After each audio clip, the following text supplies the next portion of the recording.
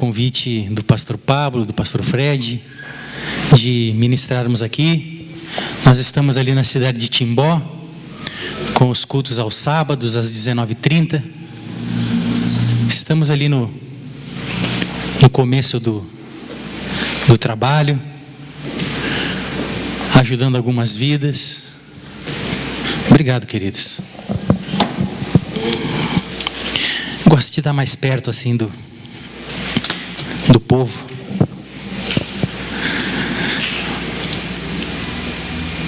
Então nós deixamos aqui o convite para que você conheça o trabalho ali da Igreja MAI em Timbó.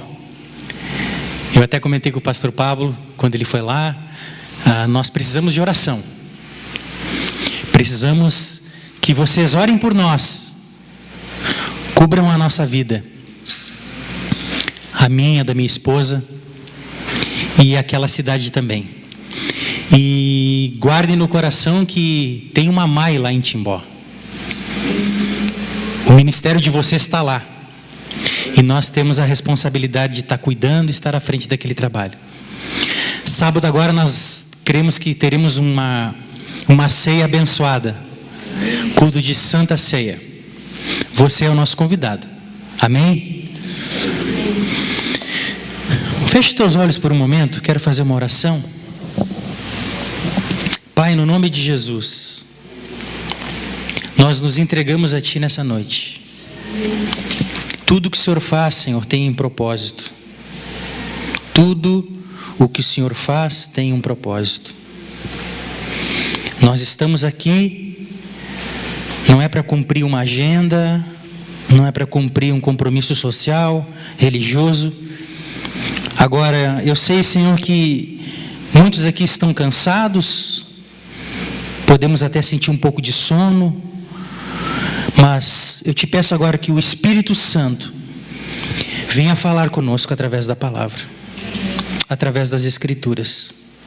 Nós te amamos, Jesus, e declaramos que o Senhor é tudo para nós. Sem a Tua presença nós não podemos viver. Por isso te convidamos a fazer parte dessa ministração. Em Teu nome, amém. Amém? Deixa a tua Bíblia aberta aí no livro de 1 Coríntios. A primeira carta do apóstolo Paulo aos Coríntios.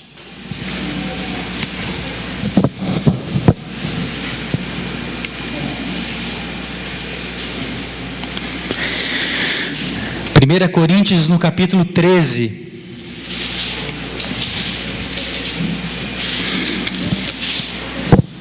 Vamos ver se nós vamos começar por aqui. Mas o que eu quero nessa noite, para algumas pessoas que já têm nos visto, nos assistido algumas ministrações nossas, eu posso dizer assim com toda a humildade que eu já passei da época de dar títulos a sermões. Na fé nós crescemos. Abandonamos as atitudes de meninos. E uma das coisas que eu não me preocupo mais é dar título a mensagens, a sermões. Mas eu quero que você entenda aquilo que Deus vai falar conosco nessa noite.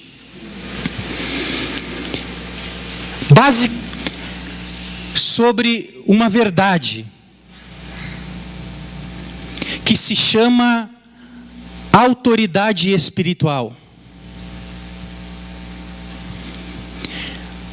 Quantos aqui gostariam, ou se já tiveram a experiência de orar por pessoas e elas caírem, serem curadas, milagres acontecerem? Quantos aqui gostariam de ter os dons do Espírito? Quantos aqui gostariam de realmente serem usados por Deus? As manifestações.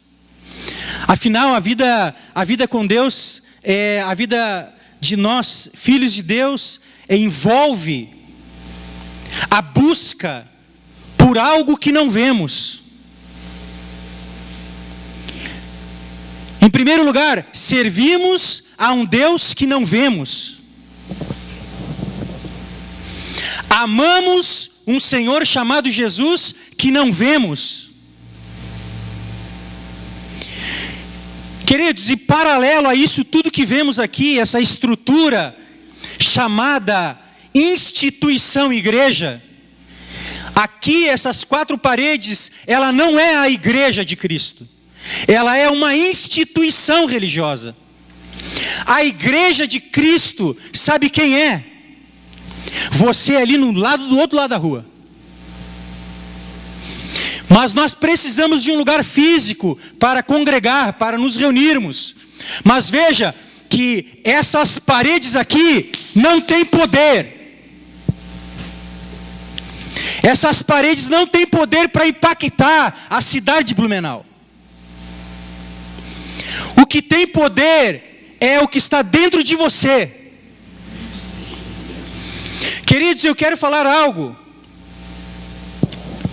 que nós precisamos, porque existe um mundo invisível aí fora. Há uma necessidade de levarmos as boas novas, o Evangelho, para as pessoas, amém? Sim. Evangelho significa boas notícias. Evangelho significa você levar boas notícias para as pessoas. Só que, queridos, o que nós estamos levando hoje? Eu falo de uma forma geral, não é focalizado para MAI, para A, B ou C. Eu falo de uma forma geral, o que temos levado? Alguns não têm levado boas notícias. Alguns têm levado fofoca, murmuração, reclamação. Muitos têm levado, não é a boa notícia para os perdidos, mas têm levado, eu não concordo, eu não aceito. Veja, como pastor, nós conhecemos alguns pastores. O relato é o mesmo. Eu quero te dizer uma coisa, o tempo das boas mensagens acabou. O tempo das boas mensagens acabou.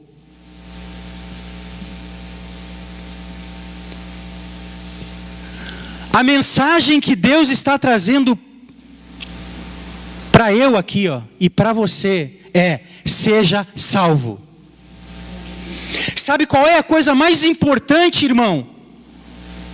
Não é o dom, não é o talento, não é o que você faz. A coisa mais importante que Deus quer te dar é a salvação. Só que eu quero dizer uma coisa. Algumas coisas já estão acontecendo no mundo. Sinais evidentes da volta de Jesus. Queridos, para Jesus voltar, só falta um sinal evidente e verdadeiro. Não precisa ser formado em escatologia aqui, bíblica. Quando nós olharmos para o templo e lá estiver assentado o abominável da desolação, Jesus voltará. E as coisas estão se confirmando. O atual Papa estava orando lá em Jerusalém, no Muro das Lamentações. E já ofereceu a casa dele para o tratado de paz entre Palestina e os judeus. As coisas estão fermentando. As águas estão sendo agitadas. Por que eu digo isso, queridos? Nós temos que, em primeiro lugar, cuidar da nossa salvação.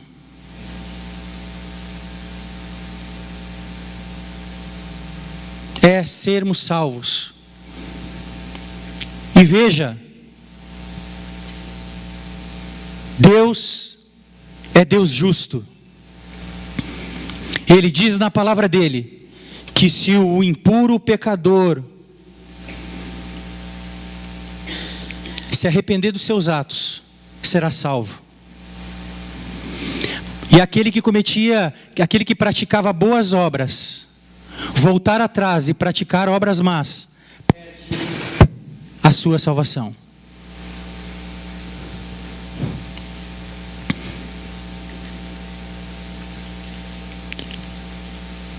Deus está trazendo, alinhando de todas as formas, para que a igreja, que somos nós, entendamos o que Deus quer nesses últimos tempos.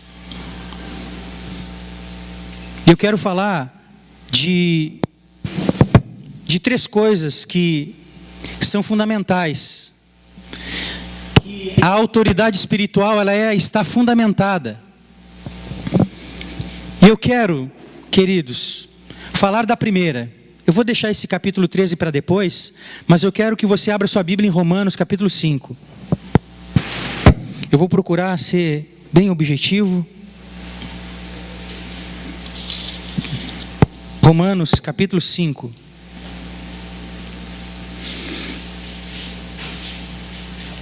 Versículo 3 a 5.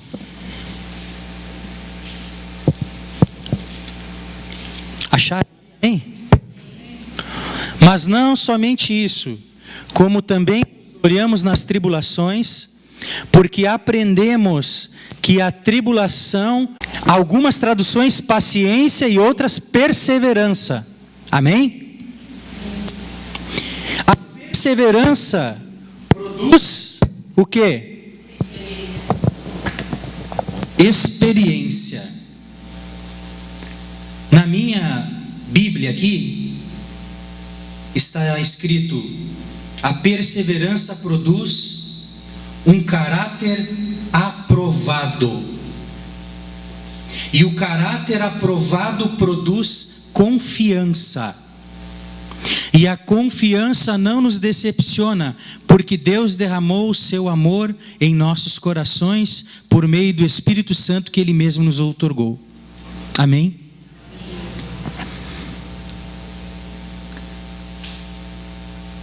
A autoridade espiritual, ela está fundamentada no quanto suportamos. Vou repetir. A autoridade espiritual, para esse tempo, ela está fundamentada no quanto eu suporto as lutas e tribulações. A verdadeira autoridade espiritual sobre a tua vida estará no quanto você suporta permanecer com paciência, esperando no Senhor, não murmurando. É o quanto você suporta. É o quanto você aprende no perseverar. Perseverar é não desistir. É ir em frente. Quanto mais suportamos, mais a autoridade de Deus vem sobre a nossa vida. E eu quero dizer, queridos, a autoridade não está no quanto você conhece a Bíblia. A autoridade não está em quantas vezes você leu a Bíblia. Quantos de nós aqui já participamos de rodinhas de irmãos, e naquele tempo éramos crianças, e aí quantas vezes você leu, já leu a Bíblia? Eu já li 2, já li 3, estou na 4ª, estou na 5ª, eu não li nenhuma ainda. Não, mas tem que ler. A autoridade de Deus não está no quanto você conhece, mas está em quanto você suporta.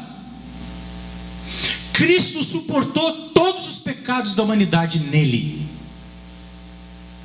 Estavam sobre ele. Jesus suportou passar pelo Getsêmani. Jesus suportou a traição. Jesus suportou o escárnio. Jesus suportou falsos amigos, falsos irmãos. Jesus suportou até o fim. Suporte. Quanto mais você suportar, mais o nível de autoridade estará sobre a tua vida.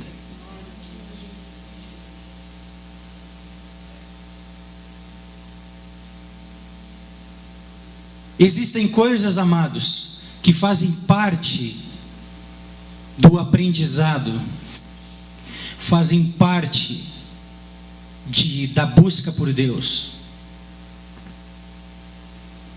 Jejuns, retiros, momentos de ficar a sós com Deus. Todas essas coisas são importantes. Eu não as estou desconsiderando, mas elas não são o foco. O foco é a vida prática. É a luta que enfrentamos no trabalho, na escola, em casa, no ministério, e não desistimos. Mantemos uma atitude de filhos queridos de Deus, de filhos obedientes. A autoridade cresce em nós, agindo dessa forma. A autoridade não está mais nessas questões, queridos.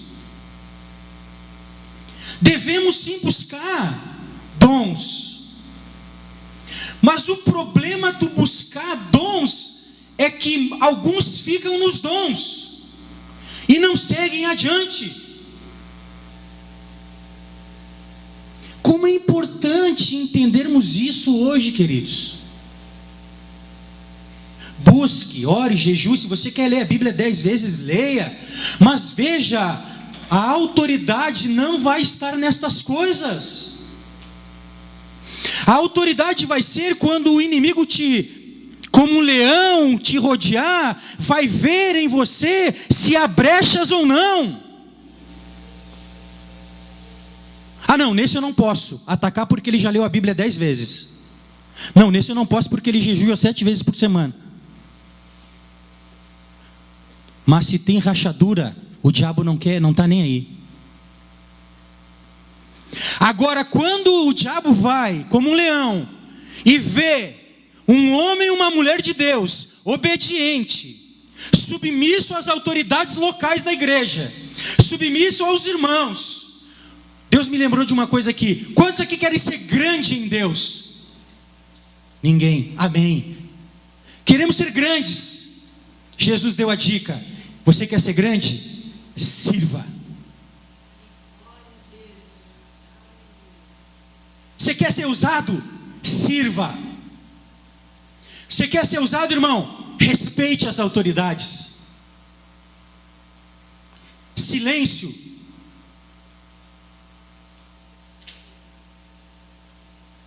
O nível vai crescer. E aí eu tenho convicção disso que eu vou falar agora. Aí vai se cumprir. Você vai entrar na casa de um parente seu, de um familiar. Quando você colocar o pé ali dentro, as coisas já vão começar a mudar. Porque o mundo espiritual vai detectar que entrou alguém ali, verdadeiramente com autoridade espiritual.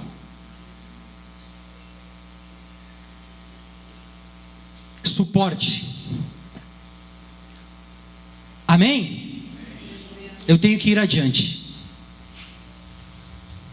Mas Deus vai dando algumas coisas no meio do caminho e nós vamos entregando. Amém? Glória a Deus. Amém, Pablo? Amém? Glória a Deus. Então, a verdadeira autoridade espiritual é fundamentada em quanto você suporta. Segundo, quantos aqui querem ouvir a segunda? Amém? Aí eu vou dar uma explicação agora em Deus, diante do Deus que eu sirvo. Quando o pastor Fred pediu para nós ministrarmos, foi semana passada, Deus foi já construindo algo, já vinha me alimentando de algumas coisas, e esse texto que eu vou ler, um dos textos que eu vou ler aqui, o Pablo pregou aqui no domingo, e eu dei uma olhadinha no Face, eu acho que foi ontem, do meu celular, e a pastora colocou lá aquele versículo de Mateus. Então, eu pensei assim, a pregadores, né, a gente vai amadurecendo. Se fosse no meu tempo de criança em Deus, eu dizia assim, não, então eu vou tirar essa palavra, porque já usaram ela. Não, a palavra não é minha, a palavra é de Deus. Eu disse, não, Deus, eu não vou tirar, vou deixar. Mas ela já está construída naquilo que eu iria ministrar. A verdadeira autoridade espiritual é fundamentada no quanto nós julgamos. Quanto mais você julga, menos autoridade. Quanto menos você julga, mais autoridade. Amém? Quanto mais eu julgo o meu irmão, menos eu tenho autoridade. Quanto menos eu julgo os meus irmãos, mais eu tenho autoridade. Por quê? Porque eu agrado a Deus. É simples a resposta. Vamos lá então. Primeiro versículo, João 7:24. João 7:24.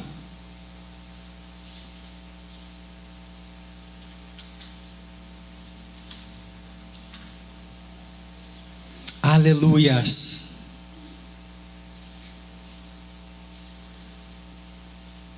Nessa tradução que diz assim: mas decidi com justos julgamentos. Quem tem outra tradução aí, pastora? Qual é a tradução que está aí? Não julguei segundo a aparência, mas julgai segundo a reta justiça. Eu gosto dessa versão. Reta justiça. Queridos, eu quero dizer algo aqui. O que é o mais importante para ti, irmão? Como é que é o teu nome? Ivanor. Aleluias. Deus te abençoe. Deus abençoe. Glória a Deus. O que é o mais importante para ti? Mas fora isso, o que? Fala mais alto. Tua família. Irmão, o que é mais importante para ti? Pastora. Irmã.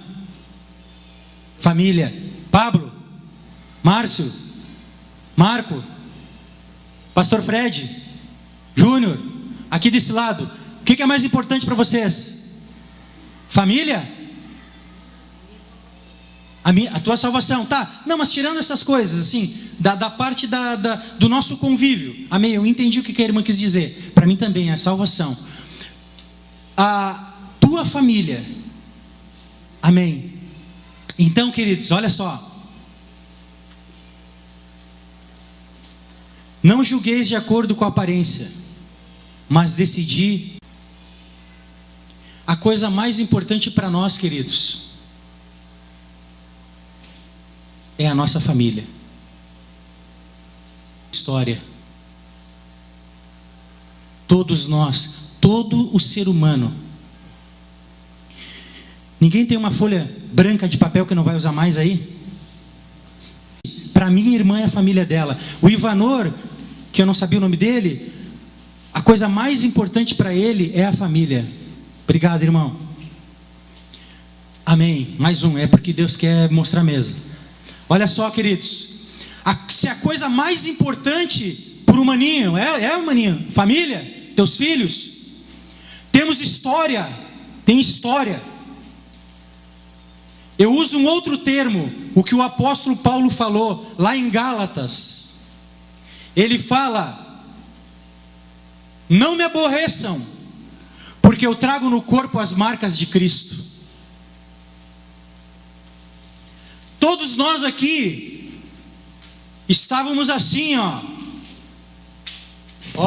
nós éramos isso aqui, sem conhecer Jesus. Todos temos uma história. Jesus nos pegou, ninguém queria, passavam e chutavam.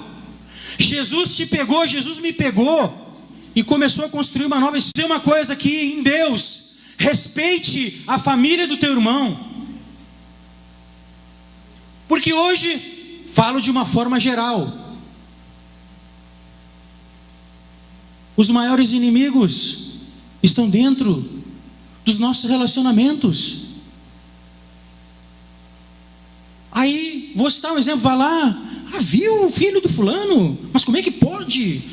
Não toquem, eu não vou tocar naquilo que é mais importante para o meu irmão. Vou orar por ele. Precisamos de um alinhamento com o Espírito de Deus. Precisamos de humildade. Precisamos de humildade, igreja. Nós precisamos de humildade. Nós não somos nada sem Jesus. Nós viemos de história da irmã, a história do Marco. Não seja o padrão de história que eu tinha no meu pensamento para uma pessoa se converter e servir a Deus, mas é a família dele, é o lar dele, é as pessoas que ele ama e eu amo ele. Por isso que o nome do ministério é forte. Ministério Amor. Amor incondicional. Se é incondicional é porque não tem que colocar empecilhos e condições.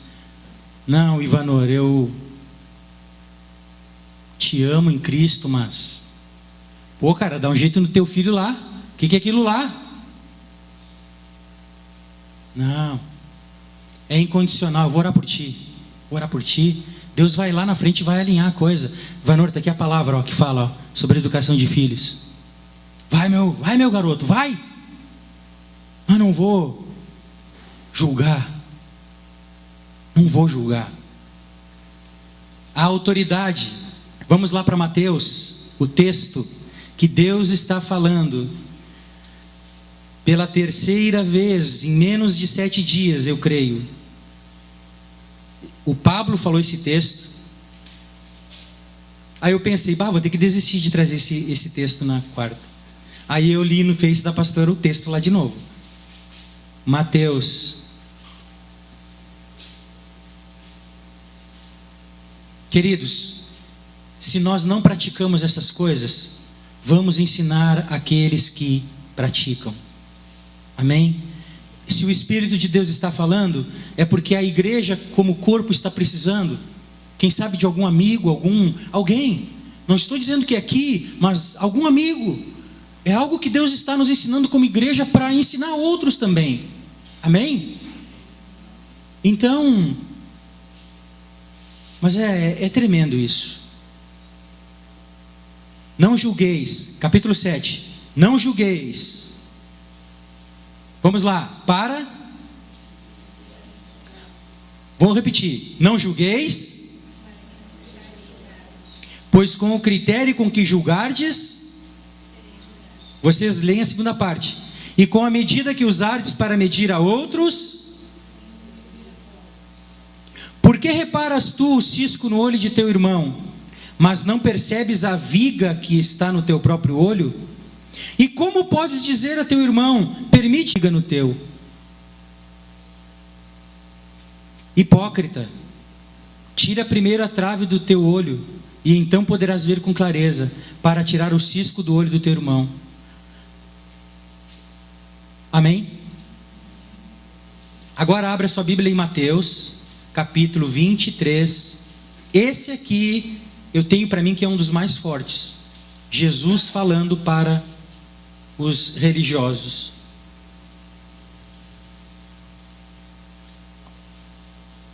Mateus 23. Aí Jesus está dando um discurso violento, muito forte. Mas dentro desta área eu separei só esse versículo. Vamos ver o 23, só para entender. Ai de vós, doutores da lei e fariseus hipócritas, porque dais o dízimo da hortelã, do endre e do cominho, mas tendes descuidado dos preceitos mais importantes da lei: a justiça, a misericórdia e a fé. Deveis sim praticar estes preceitos, sem omitir aqueles. Líderes insensíveis, pois coais o pequeno mosquito, mas engolis um camelo. Aí diz que eles, para tomar água, eles usavam um pano, um tecido branco, porque era muito nojento um mosquito cair na água, e por isso eles coavam. Porque o mosquito era o menor inseto imundo para eles judeus. E Jesus diz: vocês coam o mosquito, e o camelo era o maior animal imundo para os judeus. Então, ou seja, eles não deixavam passar as pequenas coisas, mas as grandes eles deixavam. Vamos, como igreja, nesse tempo do fim, a hora está chegando. Jesus, ou nós fazemos a diferença ou não. Eu temo quando a gente vê de comportamentos comprovados que estão desalinhados com o que Jesus ensinou. Nós precisamos verdadeiramente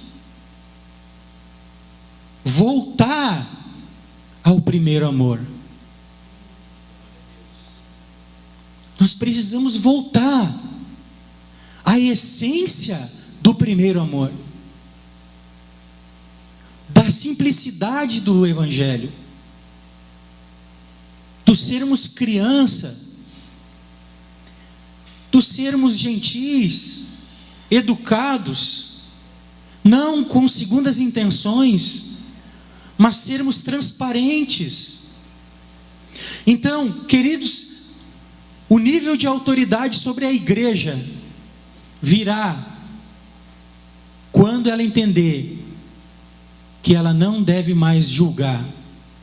Porque se eu julgo a vida de alguém aqui, eu estou me tornando juiz.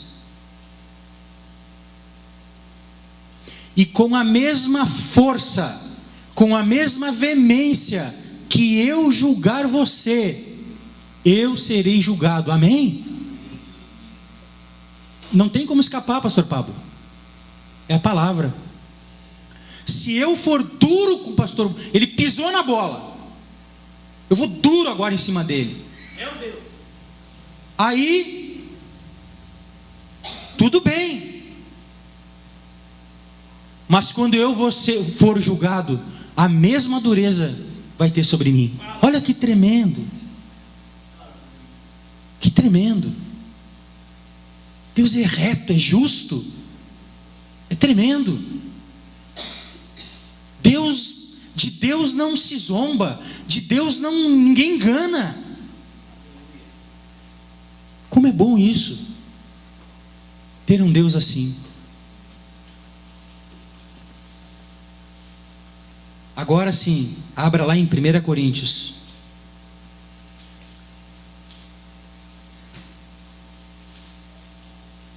Capítulo 13. A autoridade espiritual que precisamos está fundamentada no quanto suportamos, no quanto julgamos. E em terceiro, a verdadeira autoridade espiritual é fundamentada no amor.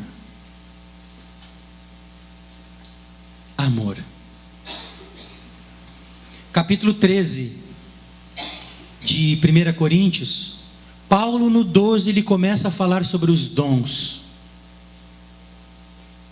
E quando ele diz no versículo 31 do capítulo 12, ele diz assim: contudo, buscai com zelo os melhores dons. Veja que eu estou fazendo a volta e parando no mesmo lugar que eu comecei, ratificando que nós devemos buscar os dons.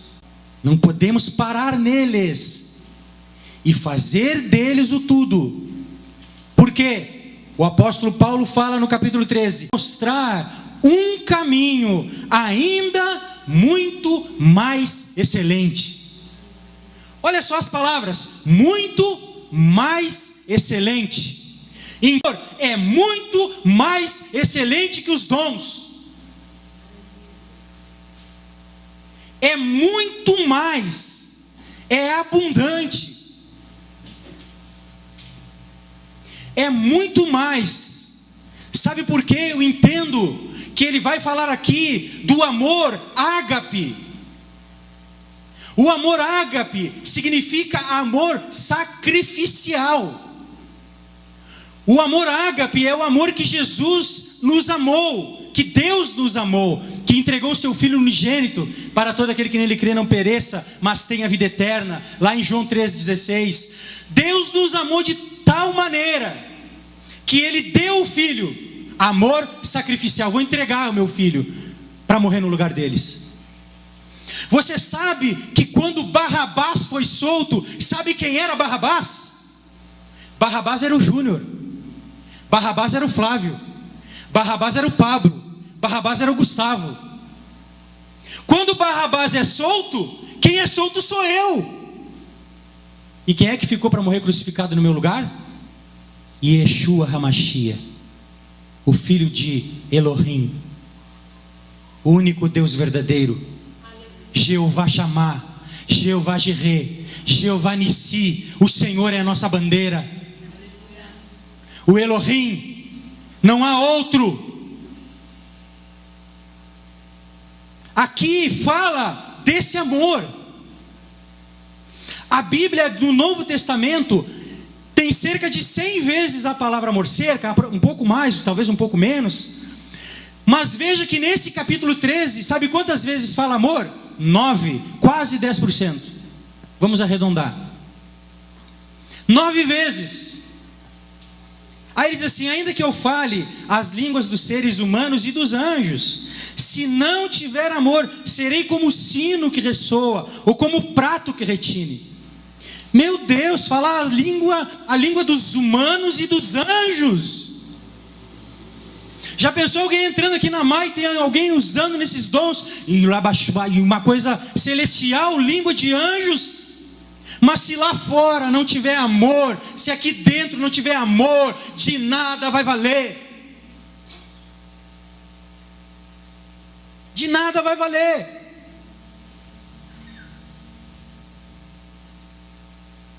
Mesmo que eu possua o dom de profecia e conheça todos os mistérios e toda a ciência, ainda que tenha uma fé capaz de mover montanhas, que tremendo! Uma pessoa com fé para mover montanhas, te liberar palavras de vitória. Já pensou? Se não tiver amor, não vai servir para nada. Nada serei. Mesmo que eu dê aos necessitados tudo o que possuo e entregue meu próprio corpo para ser queimado, se não tiver amor, todas essas ações não me trarão qualquer benefício real. Não me trarão qualquer benefício real. O amor é paciente, o amor é bondoso, não inveja, não se vangloria, nem é arrogante, não se porta de maneira inconveniente, não age egoisticamente, não se enfurece facilmente, não guarda ressentimentos. O amor não se alegra com a injustiça, pois sua felicidade está na verdade. Tudo sofre, tudo crê, tudo espera, tudo suporta. O amor jamais morre. Todavia, as profecias deixarão de existir, as línguas cessarão, o conhecimento desaparecerá. Porquanto em parte conhecemos e em parte profetizamos. Quando, no entanto, chegar o que é perfeito, o que é imperfeito será extinto. Quando eu era criança, pensava como menino, sentia e falava como menino. Quando cheguei à idade adulta, deixei para trás as atitudes próprias das crianças. Agora, portanto, enxergamos apenas um reflexo obscuro, como em um material polido. Entretanto, haverá o dia em que veremos face a face. Hoje conheço em parte, então conhecerei perfeitamente, da mesma maneira como plenamente sou conhecido. Sendo assim, permanecem até o momento estes três: a fé, a esperança e o amor. Contudo, o maior deles é o amor. Às vezes nós nos esquecemos disso. O maior, esperança, fé, mas o maior é o amor. E para finalizar, Paulo diz assim: segui o caminho do amor. Deus está nos dizendo nessa noite que devemos seguir o caminho do amor. E o caminho do amor perdoa pecados. O caminho do amor tolera. O caminho do amor, ele não deixa de dizer a verdade, ainda que doa. Mas o caminho do amor, a Bíblia diz que leais são as feridas feitas por aquele que ama. Leais são as feridas feitas por aquele que ama. O caminho do amor nos torna parecidos com Jesus. Parecidos com Jesus. Uma coisa que nós devemos fazer em alguns momentos da nossa vida como igreja é fazer a simples pergunta: tem uma situação lá no teu trabalho com alguém, na tua família, ou até mesmo dentro da igreja? Faça a seguinte reflexão: se fosse Jesus, o que ele faria? Será que ele pegaria em pedras para jogar naquela irmã? Será que Jesus iria expor a vida dessa pessoa? Esta é uma pergunta que às vezes nós temos que fazer. Numa determinada situação, o que Jesus faria? Nós vemos na Bíblia Jesus lidando com todo tipo de espécie de ser humano. Ele nunca deixou de dizer a verdade. O jovem rico foi embora, porque estava apegado às questões desta vida. Jesus não foi correndo implorando para que ele voltasse, mas Jesus amava ele. A mulher que foi pega em adultério, quando todos questionaram, ele disse: aquele que não tem pecado, que atire a primeira pedra. E todos foram embora. E o que ele disse para aquela mulher? Igreja, o que Jesus falou para aquela mulher? Ele disse assim: vais, repitam, vais e não peques mais. Agora eu vou fazer um exemplo, de uma forma genérica conosco hoje. Alguém sendo pego em adultério: eu te falei, eu te avisei, porque tu é um pecador, tu é um miserável, viu? Nós fomos chamados como igreja para amar as pessoas que estão perdidas aí fora. Mas só que o primeiro passo para que façamos a diferença aí fora nas ruas, sabe o que é? É o amor entre nós. É respeitar a história dos meus irmãos. Você tem uma história, eu tenho que respeitar isso. Eu tenho que te amar. O Espírito de Deus habita dentro de mim, irmão. Eu tenho que te amar. Eu não te conheço, mas o dia que eu te conhecer mais profundamente, eu vou ter que te amar. Não te lançar nada em rosto. Isso é amor. Não é no condicional. Ó, essa é a última, hein? A próxima eu já não te amo mais, hein? Não. Pedro questionou: mestre, quantas vezes deve perdoar? 3 vezes? 7 vezes? 70 vezes 7. 290 vezes. A autoridade sobre a igreja local no Brasil é quando a igreja entender que o caminho é o amor. O caminho não é mais baseado nos dons. O caminho não é mais baseado nas teologias da prosperidade ou qualquer outra coisa. É amor por você, é amor pelo irmão, é amor pela obra. Até para ofertar tem que ter amor. Que se ofertar sem amor, tem que ter amor. Eu vou ofertar, vou levar minha oferta, amor. Então, queridos, o apóstolo Paulo fala: segui o caminho do quê? Que Deus tenha misericórdia e nos conduza para o caminho do amor. O caminho que nada mais é do que largar as armas, largar as pedras, queridos. Vamos lembrar, a Bíblia diz assim, ó, lembra da cova que tu foi lascado.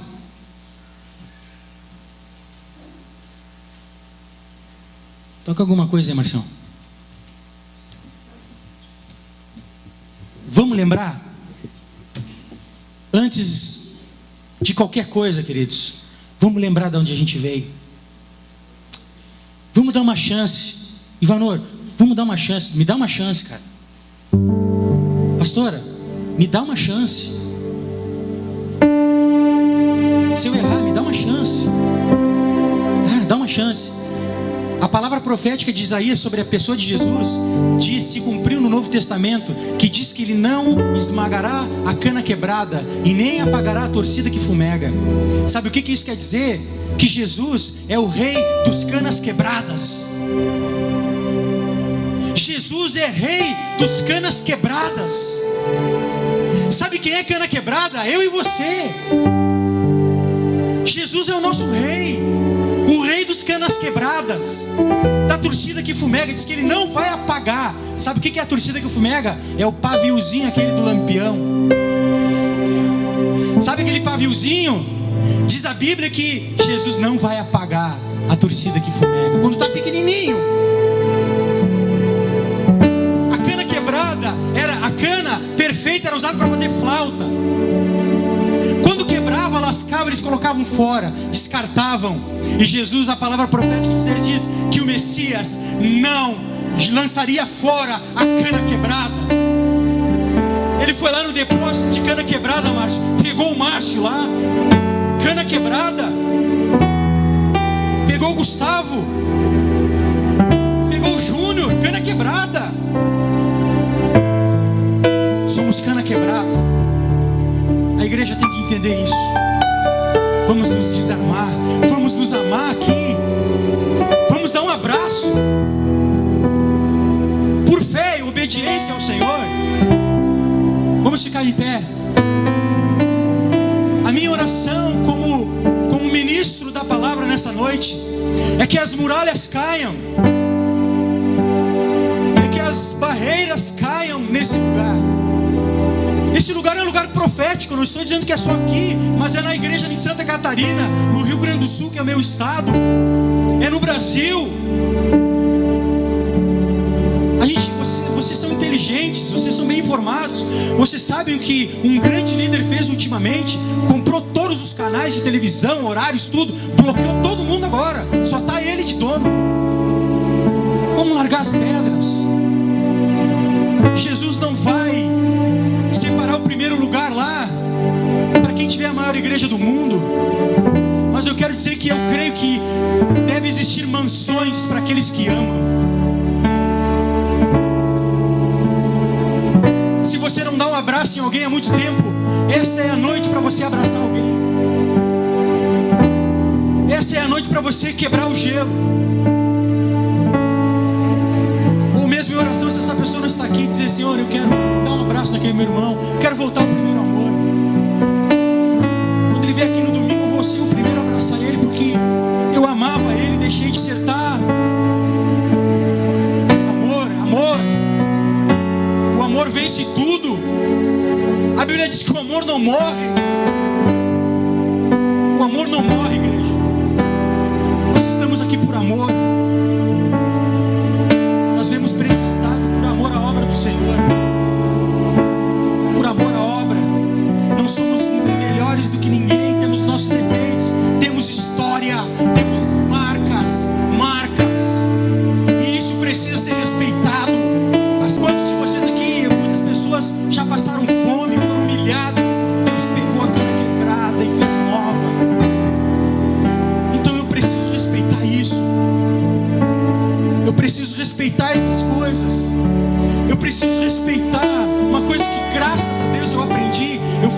diante de Jesus, de Yeshua, eu falo diante dele.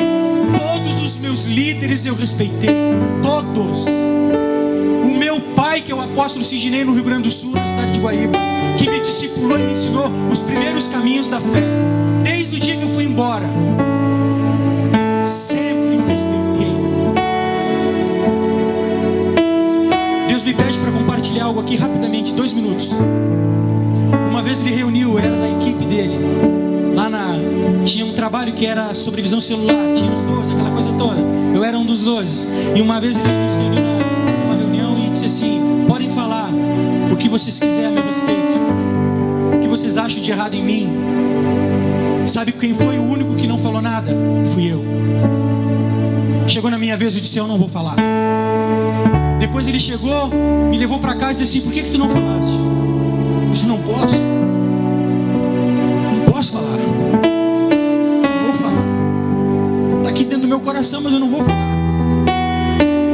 Eu te respeito. Eu te amo.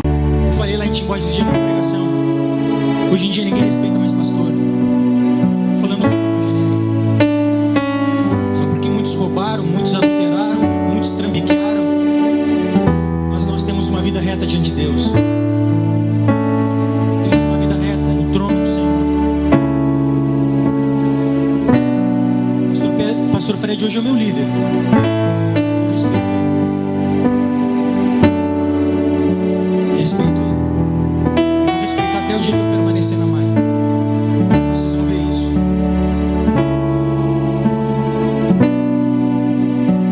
Eu falei lá em Timbó, Judas, irmão, Judas, sabe quando que Judas colocou a corda no pescoço? Um dia Judas foi se reunir com os 12 e Jesus olhou para Jesus assim: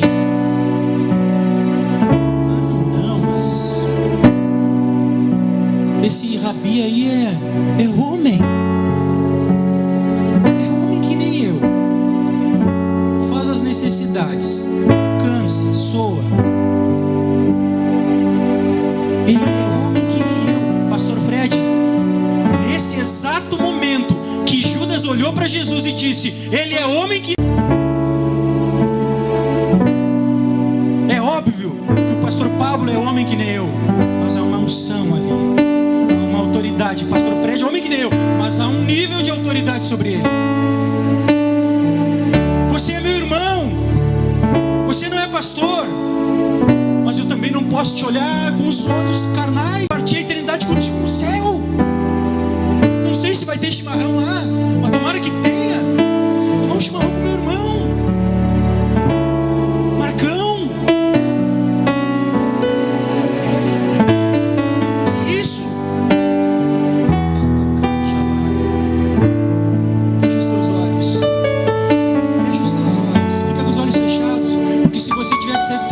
Alguém, ninguém vai te ver. Aí você abre os olhos e procura a pessoa.